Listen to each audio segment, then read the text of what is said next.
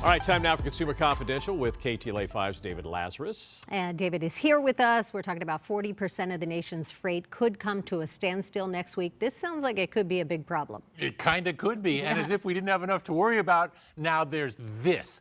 A major railway strike is scheduled for next week, unless it gets resolved earlier. Let's hope it does. And if so, as Sandy just mentioned, it could bring freight shipments to a virtual halt, especially at a time when we need things to be unblocked when it comes to the supply chain. But this is what we're looking at right now. Unions that represent more than 90,000 railway workers are threatening to go on strike as of September 16th, largely over scheduling issues. The stoppage could bring nearly half of all the freight shipments to an immediate halt. And if a strike were to not only be called, but to continue for a while, that could result in empty store shelves and much higher prices because of a scarcity of goods out there. This at a time when consumer prices are already at a 40-year high.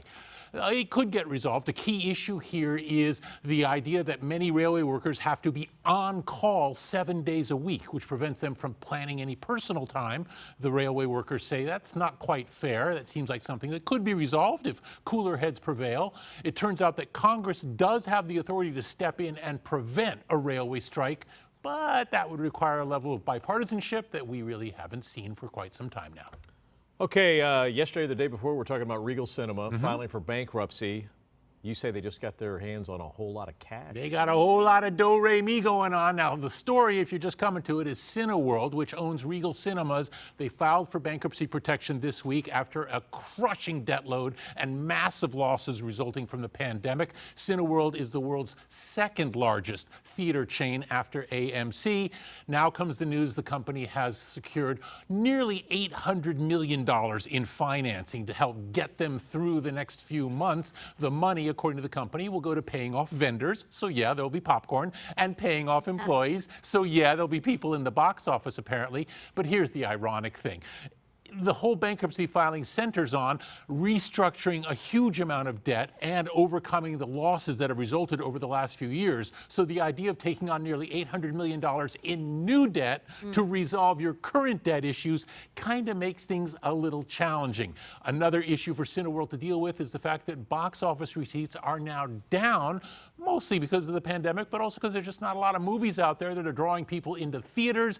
And more of us, especially after the pandemic, have embraced home entertainment and streaming services. So all movie theater chains have to find new ways to add value to their high ticket prices. Oh, I think it would be so sad if we lost all our theaters. Oh, God, yes. Right? Right? I enjoy it.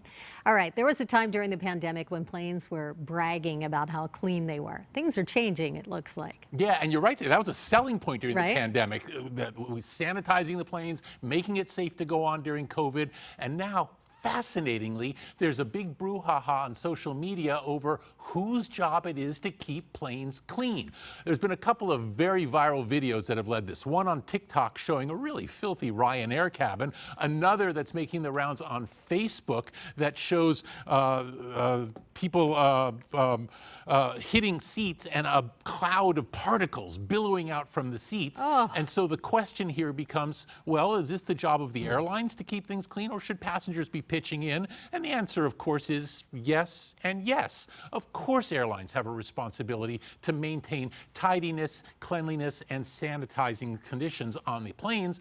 But flight attendants are increasingly saying, you gotta help us out. When we come down the aisle with the garbage bag, throw your garbage in there. But increasingly, passengers are leaving trash all over their seats, throwing them down on the floors as if it was a sports stadium or a movie theater, and leaving it for others to worry about. Okay, look, airline travel is uncomfortable enough as it is. Making it disgusting does not help. Do your share.